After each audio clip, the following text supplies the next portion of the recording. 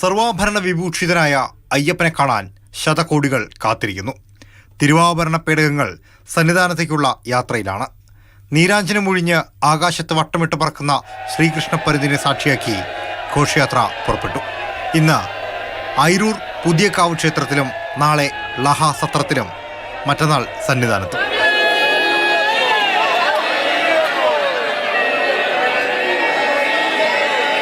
മകരവിളക്കിന് മുന്നോടിയായി നാളെ ശബരിമലയിൽ ബിംബശുദ്ധിക്രിയകൾ നടക്കും. മറ്റന്നാൾ പുലർച്ചെ 2:46 മകരസംക്രമ പൂജ. മകരവിളക്ക് ദർശനത്തിനായി 1.5 ലക്ഷത്തോളം ഭക്തർ സന്നിധാനത്തും പരിസരത്തുമെത്തുമെന്നാണ് കണക്കുകൂട്ടുന്നത്. സുരക്ഷാ ക്രമീകരണങ്ങൾ DGPയുടെ നേതൃത്വത്തിൽ വിലയിരുത്തി. ഇവിടുത്തെ സുരക്ഷ ഉറപ്പാക്കാൻ വേണ്ടി ഡ്രോൺ സംവിധാനം, പിന്നെ ഹെലികോപ്റ്റർ സർവൈലൻസും കൂടി വെച്ചിട്ടുണ്ട്. ഇതിൻ്റെ പുറമെ CCTV ക്യാമറ സർവൈലൻസും കൂടാതെ നമ്മളെ BDDS യൂണിറ്റിൻ്റെ സെക്യൂരിറ്റി ചെക്കിംഗ് ഒക്കെ ഉണ്ടാവുന്നതാണ്. സന്നിധാനം ഒരുങ്ങിക്കഴിഞ്ഞു. ഭക്തകോടികൾ കാത്തിരിക്കുന്നു. പൊന്നമ്പലമേട്ടിൽ മകരജ്യോതി തെളിയാൻ ഇനി 2 നാൾ. സന്നിധാനത്ത് നിന്ന് ടീം മാതൃഭൂമി ന്യൂസ്.